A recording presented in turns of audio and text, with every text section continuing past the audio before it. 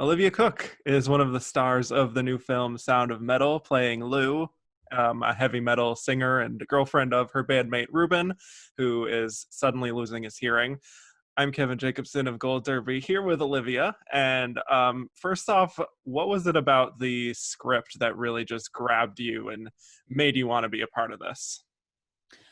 I just hadn't read anything like it before. I know everyone says that every time they read a script and they have to promote something, but I genuinely hadn't, and I never read anything that affected me so much. And also, I was just so woefully ignorant about the deaf community that I felt, number one, that I was so chuffed that something like this was being made just to shine a light on deaf culture, but also just I would have done anything just to be a part of it. I would have, gone around and got the coffees. It was just so beautifully written. I knew that Riz was going to be in it, and I think he's a phenomenal actor. And I was just, God, yeah, it was just one of those where you're just like, oh God, I just want to do anything to be a part of this. Well, I think with movies like this, where, the main character is it's so centralized to his experience, sometimes the other characters around him can feel a little more simplified, I guess. But I think we do really get a strong sense of who Lou is. And I'm curious how you kind of develop that with your director, Darius Martyr, as far as making her own person rather than just being defined as, the girlfriend. Sure, yeah.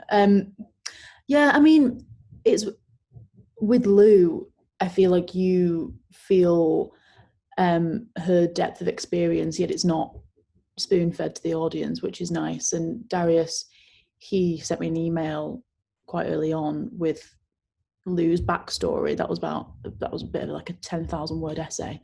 Probably got it in my email somewhere. And just going from her early childhood up until now, and how her and Ruben met each other, and her relationship with her estranged father, what happened to her mother. And so that was something that just, without having even to be said, just informed my performance from the get-go. And you don't really realize how valuable things like that are, because the audience is never privy to those conversations, but still you do feel this history with the character and their relationship.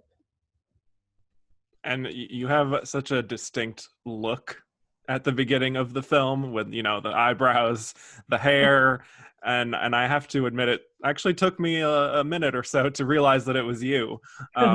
So what were the discussions about figuring out how Lou would present herself to the world as the lead of this metal band?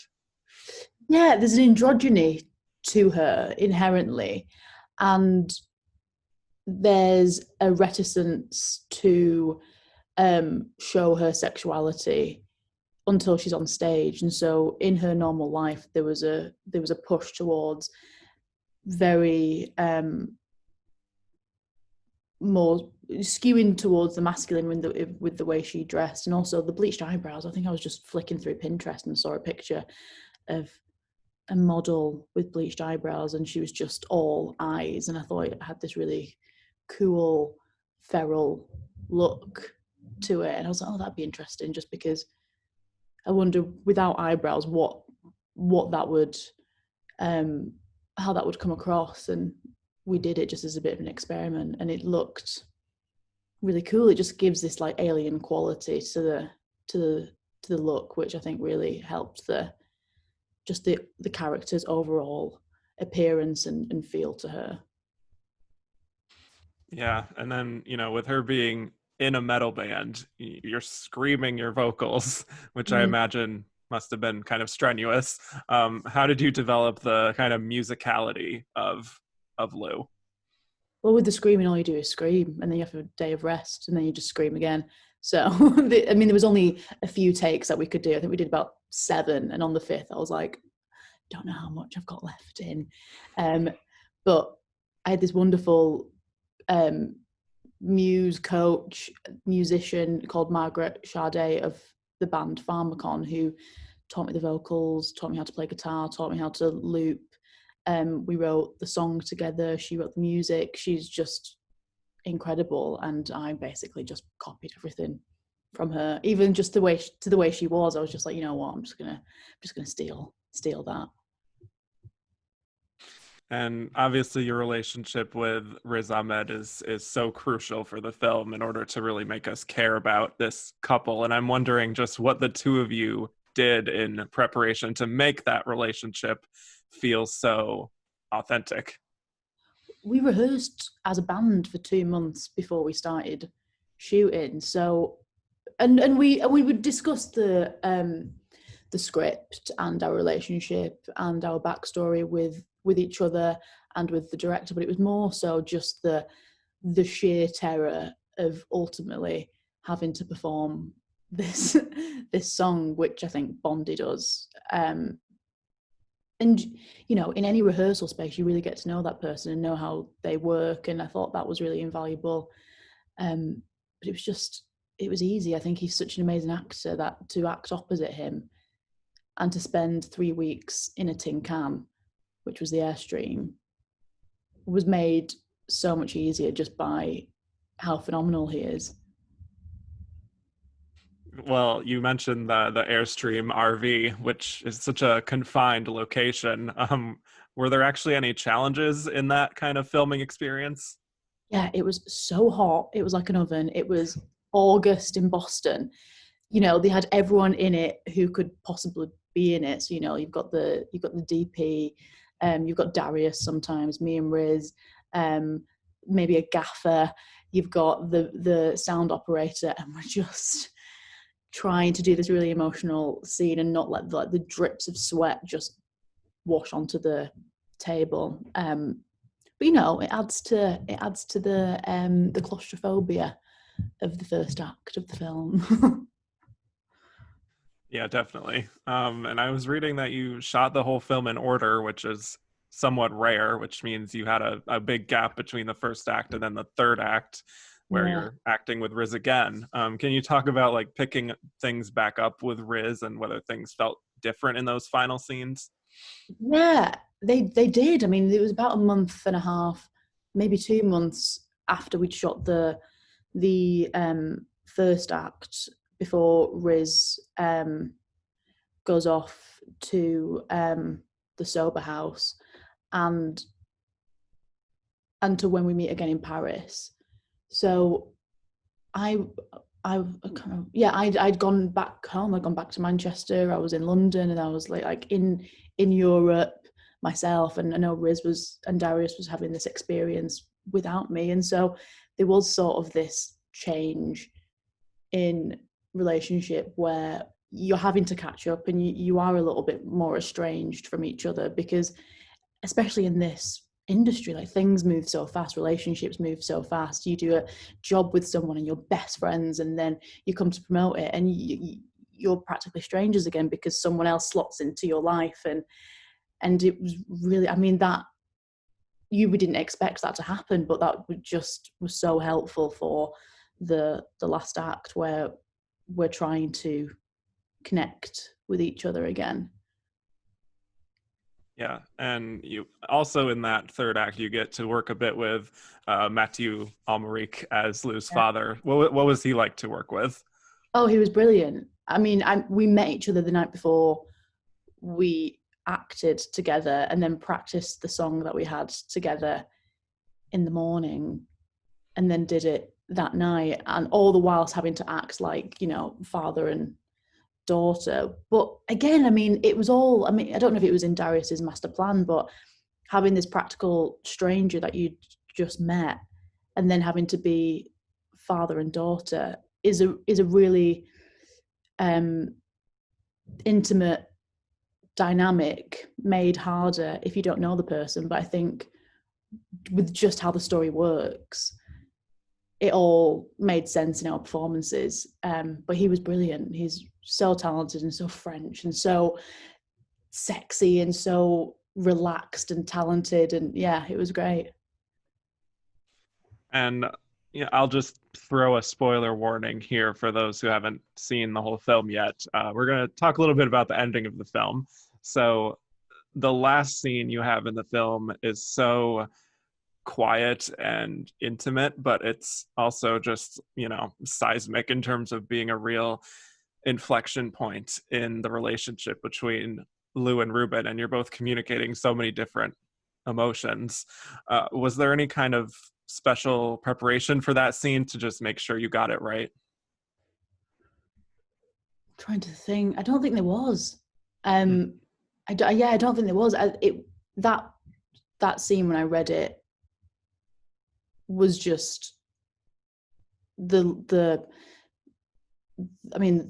straw that broke the camel's back in my waterworks when I read it, but also just what made me just 1000% invested in this story. And the breakup is so quiet and so respectful and so loving, and I hadn't really quite seen anything like that before. And it obviously comes from a very real place and a real experience, and when they tell each other that they've saved each other's lives, it's just so heartfelt and so gut-wrenching, and we've all been in that situation. So I think because the words were so honest, there wasn't really much to be done than say the words and see what happened when we were on set. Also knowing that this was shot right at the end of the film, and the experience that we'd all been on, it was quite not easy, because it was a gut punch, but it felt quite right. Yeah, and it's so cathartic. Yeah. I'm not sure how much you think about this with parts that you play, but where do you imagine that Lou goes from here?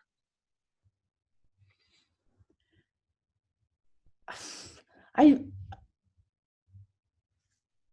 don't. There's so many different paths that she could have taken. I do think that she's probably exploring the alt music scene in France. I think it helps that her father is probably somewhat famous in France too. And I don't judge people that use their parents or their relatives' connections. It's not their fault, bit of nepotism. But I think she's probably finding her true self, or one of her true selves, and getting to know herself as an individual rather than as a couple, which I think a lot of us do when we exit an intense period of time with someone else. Do you wonder if they ever kind of reconnect at any point later down in their lives? I'm sure it's one of those where they're always in touch, and they're always checking up on each other, and they're always rallying for each other from different continents, and if they're ever in the same country, they meet up. But I think that relationship is probably something that is so formative that it's better in the past than it ever would be as the two new people who they are today. Yeah. Well, I mean, this feels like such a memorable experience, maybe even more so than other roles you've done, possibly. And I asked Riz this when I talked to him last week, and I'm curious for you if there's anything about just the experience of Sound of Metal that you felt has had a lasting impact on you just since you've finished shooting it. I think just how raw I was. Darius has an amazing ability to get out any secret that you have deep inside of you and then use it on the day, even though you try and hold back and you try and push against it, but he really does rip you open. And I think if you trust the person, which I trusted Darius eventually, I think I was reticent to give him too much at first, but if you trust the person, then it only adds to the performance and adds to the experience itself, because you've got a person who knows how to direct you and knows what buttons to press, and also you've got a partner in Riz who is having the same experience as well. So in a way, something like this, if handled correctly, can be one of the most cathartic experiences that you can go through in a somewhat safe environment. Yeah, well, switching gears a little bit, I think a lot of people first discovered you as an actress because of Bates Motel, playing Emma. It's been 3 years since that show ended, but I imagine people are continuing to discover it since it's available on Netflix. Mhm. Um, the experience of doing that show for 5 seasons, do you find that it really help to inform how you are choosing your roles now, how anything with your work ethic or just how you approach the roles you're taking now? Yeah, I think I went on to that show when I was 18, and I think if I hadn't had that show, I would have, gone to drama school or done something like that. So I was really lucky to have this be my formative training in a way. And working with Vera Farmiga and Freddie Highmore and just having these amazing actors around me, you're like, oh my God, I'm learning from the absolute best. And so, yeah, I think the sense of work ethic, the sense of, you know, team building and just making a film or making a TV show is just such a team effort, and there shouldn't be a hierarchy, even though you are put like number one or number two or number three on the call sheet, or you're an actor so you get a private car to work. Like it all makes no sense if the main goal is to make something incredible at the end of the day. And I think that's what that show taught me, is just everyone is striving to make this the best it can be, and so that should be your attitude as well, and you should respect everyone around you. Yeah, I think I've just went on that was a bit tangenty, but yeah. No, it's good. With roles like that obviously you were in that for 5 years, or Thoroughbreds, Me, Earl and the Dying Girl, do you find that those kinds of roles just sort of linger with you, or do you feel like, you've done it and now you put it away? I feel like I put it away. I feel like, well, Hmm. those were all high school, and now I'm 27 at the end of the month, so I'll be pushing it. Maybe like maybe the last year of college if she'd gone on a gap year. But yeah, I feel like I've put them away, but I'm so grateful for those experiences, because like God, they were such great roles for a young actress to take, and for them to trust me to do that as well, and try and do an American accent as well as trying to act, was just, yeah, it's funny because like I can't imagine my life now doing anything else, but I would have just been either in drama school or leaving drama school and trying to get a job. And I do feel really lucky that I was working during that time, and getting to be collaborative with all these incredible artists. Absolutely. Well, thank you so much, Olivia, for talking to me today. Thanks, Tim. And for those of you watching, hit like and subscribe for more interviews, and head to goldderby.com to make your award season predictions.